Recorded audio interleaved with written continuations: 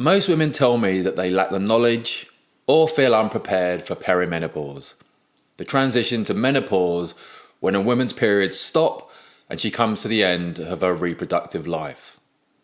So although every woman's perimenopause is different, there are many common features. So today I want to talk through the signs or symptoms you will experience during perimenopause so you know exactly what to expect and how you will feel. Let's discuss.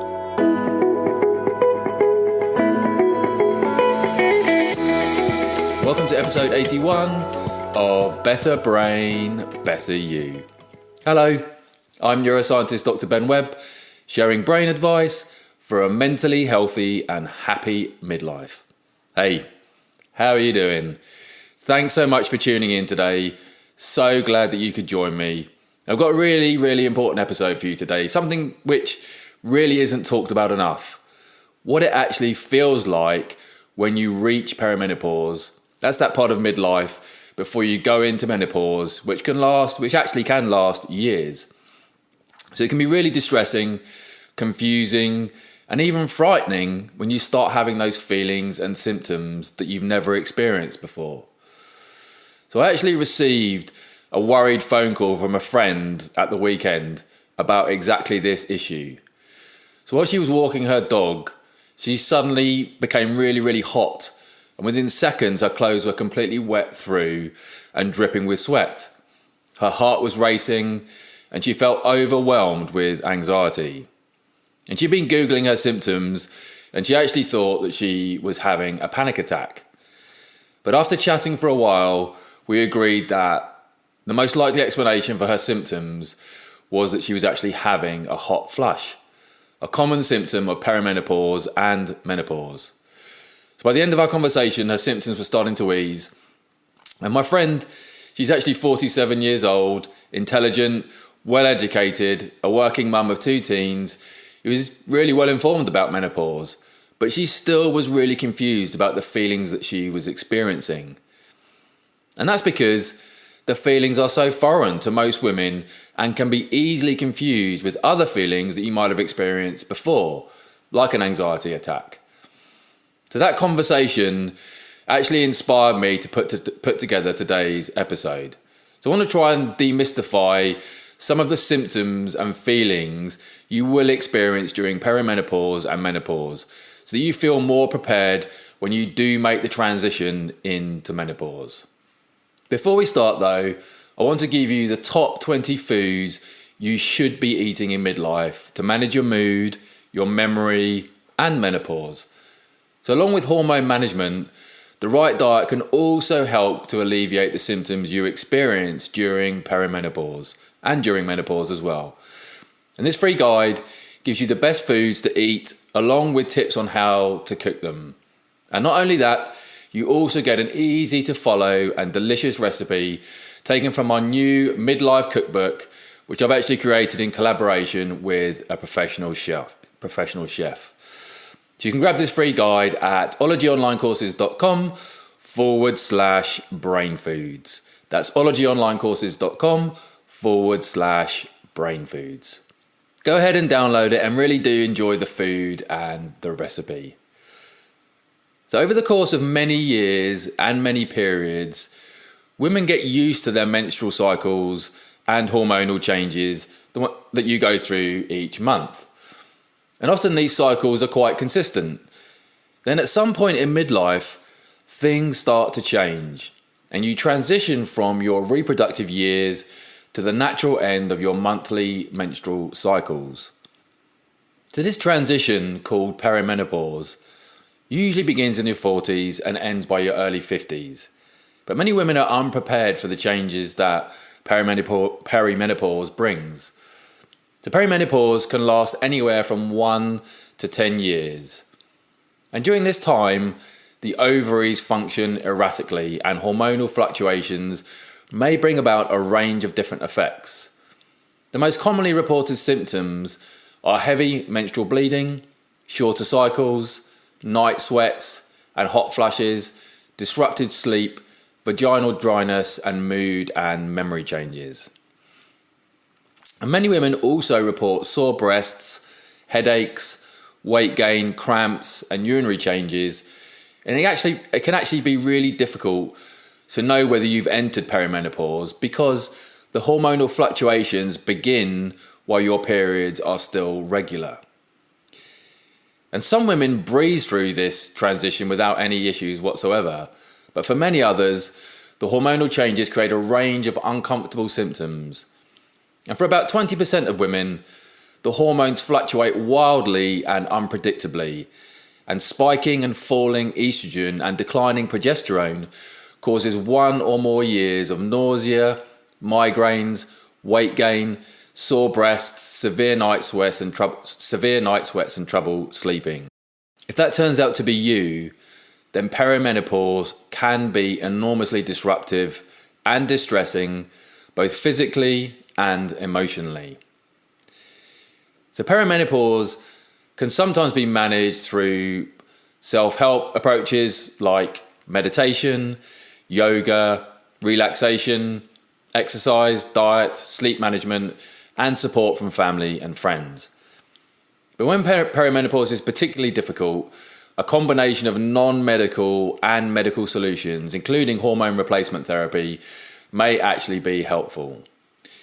So I talked through HRT and the different treatments for menopause in an in-depth discussion with Dr. Louise Newson on a previous episode.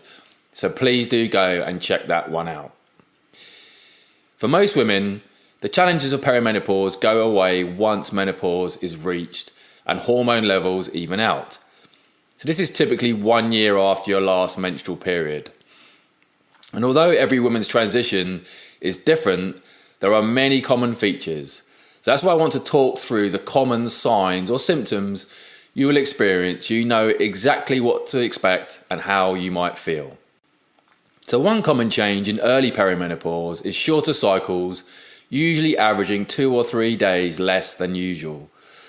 This means your periods are coming more often, sometimes with just 2 or 3 weeks between them. And you may feel as though you're starting a period when the last one has barely ended. And in later perimenopause, you may skip a period entirely, only to have it followed by an especially heavy one. And occasionally you may skip several periods, only to have them return as regular as clockwork. So the hormonal ups and downs of perimenopause can be the cause of almost any imaginable bleeding pattern. Every woman has her own experience. And when estrogen is lower, the uterine lining gets thinner, causing the flow to be lighter or to last fewer days. And when estrogen is high in relation to progesterone, bleeding can be heavier and periods may last longer. And menstrual irregularities are a normal part of this stage in a woman's life. If you and your doctor decide that you should try to regulate your cycles at this time, please do be aware that while oral contraceptives containing both estrogen and progestin, that's a synthetic version of the hormone progesterone, are sometimes prescribed for menstrual irregularities. The use of progesterone or progestin alone can actually be an alternative intervention. So progestin or progesterone can be used to restore decreasing progesterone levels, seen when women in perimenopause don't ovulate regularly or produce less progesterone than they did when they were younger. So a clinician can prescribe it to be taken the last 14 days of your cycle. And this replaces or augments the progesterone that would normally be secreted in an ovulatory cycle and helps to create a more regular bleeding pattern. About a quarter of women may have heavy bleeding during perimenopause. And some women's menstrual flow during perimenopause is so heavy that even supersized tampons or pads cannot contain it. So if you're repeatedly bleeding heavily, you may become anemic from blood loss. So during a heavy flow, you may feel faint when sitting or standing. This means your blood volume is decreased. So try drinking salty liquids such as tomato juice or tomato soup. And taking an over-the-counter non-steroidal anti-inflammatory drug like ibuprofen every 4 to 6 hours during heavy flow will help to decrease the blood loss as well. So please don't ignore heavy or prolonged bleeding or unusual fatigue, and see your doctor if either persists. Your doctor can monitor your blood count and iron levels, and iron pills can replace losses and help avoid or treat anemia. So other medical treatment may include progesterone therapy or one of the progestin-releasing intra-urine devices, which are known to reduce menstrual bleeding. So if your doctor suggests a hysterectomy as a solution to very heavy bleeding during perimenopause, please do ask about other options or get a second opinion, because removal of the uterus is an irreversible step with many long-term effects, and there are usually other options for managing heavy bleeding. So hot flushes are synonymous with the transition to menopause. So a woman experiencing a hot flush, as I said at the top of the show, will suddenly feel warm, then very hot and sweaty, and sometimes experience a cold chill afterwards. The heart rate can go up, and some women feel an intense sense of dread and anxiety. They can be really distressing. And in perimenopause, women often have hot flushes around their periods. So a night sweat is a hot flush that happens while you are sleeping. And about 20 to 30% of women don't have hot flushes or night sweats at all. But for most women, hot flushes last for 2 or 3 years after your final period. However, some women continue to experience hot flushes well past menopause.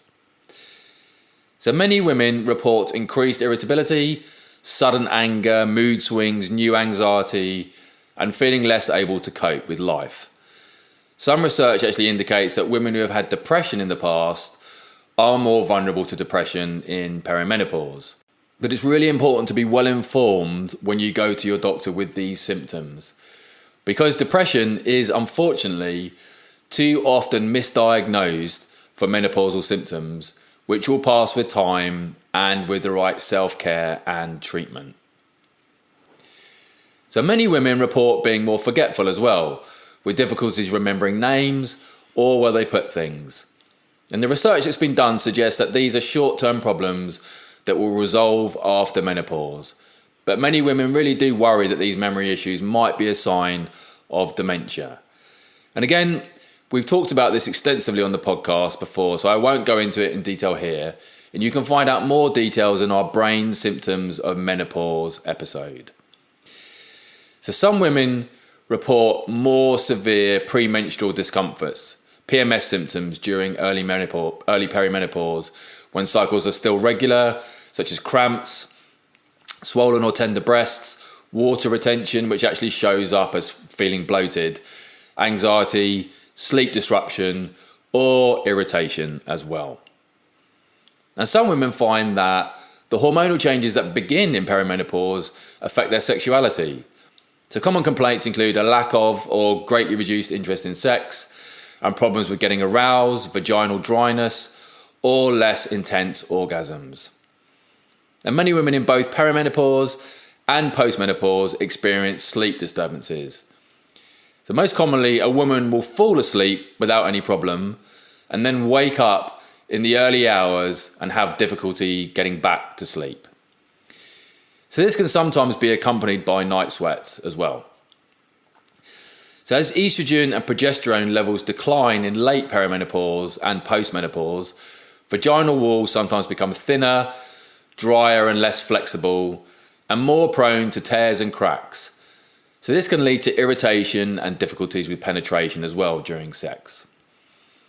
So no two women's experiences with perimenopause are the same. Each woman follows her own path. I've just tried to share with you some of the common signs or symptoms that you may experience during perimenopause, so you know what to expect and how you might feel as well. So any questions at all, please do post them in the comments below this video if you're watching on YouTube. I'm really here to help and support you in midlife.